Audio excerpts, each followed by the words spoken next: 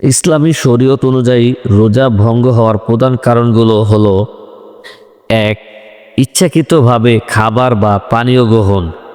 রোজা রাখা অবস্থায় সদ্জ্ঞানে কোনো কিছু খেলে বা পান করলে রোজা ভেঙে যায়, তবে ভুলবশত খেয়ে ফেললে এবং মনে আসার সাথে সাথে বন্ধ করলে রোজা নষ্ট হয় না।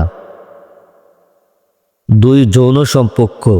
রোজা রাখা অবস্থায় স্ত্রী সম্ভোগ বা যৌন মিলন করলে রোজা ভেঙে যায় এবং এর জন্য কাজা ও কাফারা উভয়ই ওয়াজিব হয়। ৩. ইচ্ছাকৃতভাবে মুখ ভরে বমি করা। কেউ যদি নিজে ইচ্ছা করে মুখ ভর্তি বমি করে তবে তার রোজা ভেঙে যাবে, তবে অনিচ্ছাকৃতভাবে বমি হলে রোজা ভাঙে না।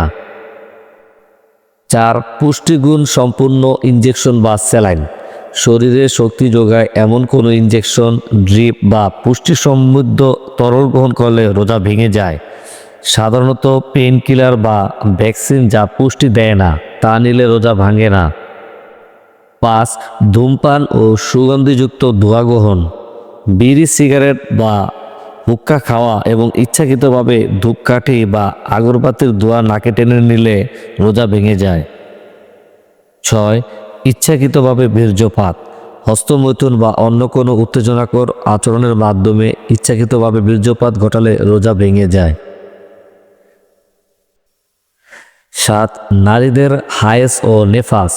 রোজা রাখা অবস্থায় কোনো নারীর ঋতুস্রাব বা সন্তান প্রসব পরবর্তী রক্তস্রাব শুরু হলে সেই দিন রোজা ভেঙে যায়। এছাড়াও আরও অন্যান্য কারণ হলো: দাঁতের ফাঁকে আটকে থাকা খাবার, ছোলা পরিমাণ বা তার বেশি গিলে ফেলা, নাক বা কানে ওষুধ দেওয়া যা সরাসরি পেটে বা মস্তিষ্কে পৌঁছায়, অসুস্থতা বা অসহ্য তৃষ্ণার কারণে জীবনের ঝুঁকি তৈরি হলে রোজা ভাঙার অনুমতি থাকলেও পরে তা কাজা করতে হয়। বিশেষ দ্রষ্টব্য: শরীরে কোনো ক্ষত থেকে রক্ত বের হলে বা রক্ত পরীক্ষা করার জন্য রক্ত দিলে রোজা সাধারণত ভাঙে না।